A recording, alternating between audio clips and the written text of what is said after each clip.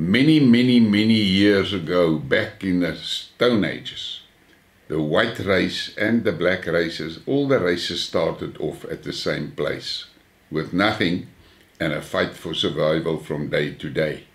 And what did the white race do? The white race worked hard and developed.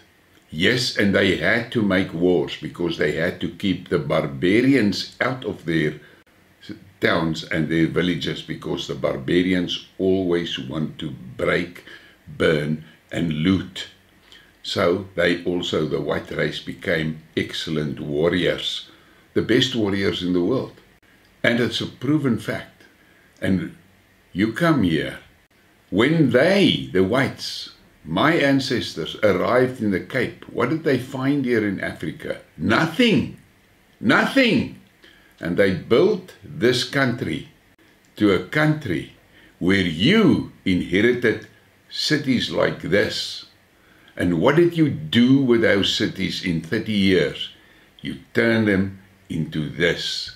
And now you wonder what the fuck happened. So,